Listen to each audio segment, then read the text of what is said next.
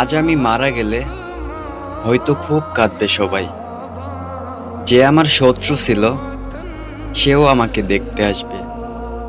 বাড়ি ভরা কত মানুষ, কত হইচই থাকবে, কিন্তু আমি আর বলবো না, মা এত হইচই ভালো লাগতেছে না, বাড়ি থেকে চলে গেলাম, একটু পর ফিরবো। কিছু মানুষ পানি গরম করে নিচ্ছে, আর কিছু মানুষ খাটিয়ে আনতে গেল, একদল গেল কবর খুঁড়তে।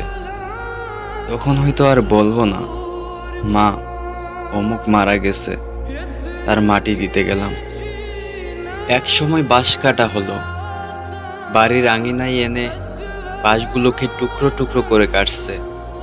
পানিও গরম হলো গোসল দেওয়ার জন্য, এমনকি কবরও খোঁড়া হয়ে গেল।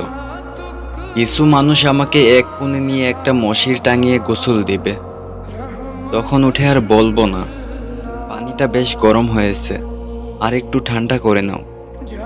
গোসল করানোর পর আমাকে কিছু কাপড়ে মুড়িয়ে ফেলা হবে।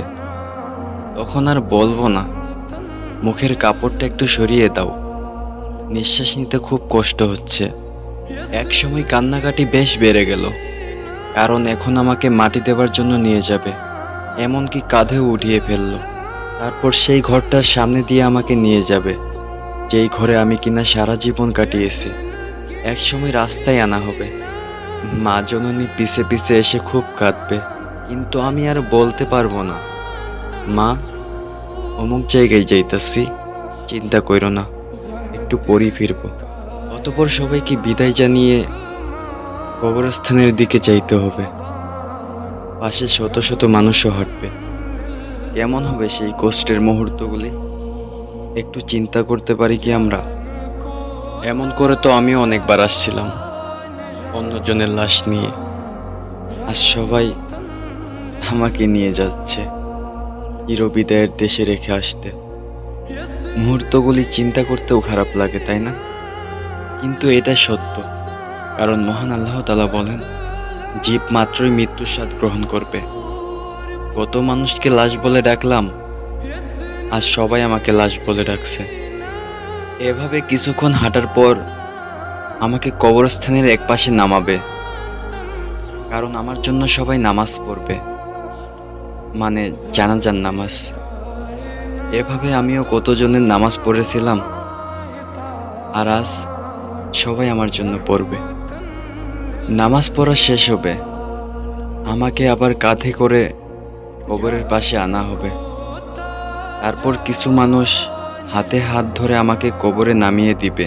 এক সময় সবাই হাতে হাত ধরে আমাকে কবরে নামিয়ে ফেললো, ঠিকঠাক মতো শরীরটা ভাঁজ করে শুয়ে দিল। এই তো আমার পৃথিবী থেকে বিদায় নেয়া।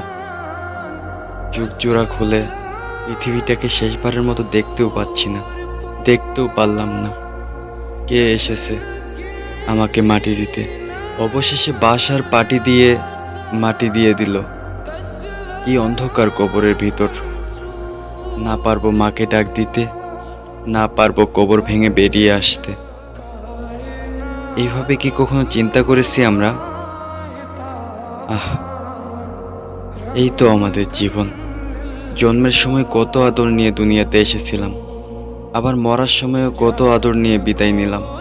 কিন্তু চিন্তার বিষয় হচ্ছে, এর মাঝে কতটুকু কি সাথে নিতে পারছি। কেউ কি কখনো এইভাবে ভেবেছি? মানুষের ঘর বদলায়, কাপড় বদলায়, আত্মীয় বদলায়, কিন্তু সে নিজেকে বদলায়নি। দিনে 5 ওয়াক্ত নামাজ পড়ার অভ্যাস করুন। শুধু এইটুকু মনে করুন যে হয়তো এই আজান আপনি শেষবারের মতো শুনছেন, হয়তো আপনার রব আপনাকে শেষবারের মতো ডাকছেন। ধন্যবাদ সবাইকে পুরো ভিডিওটি দেখার জন্য।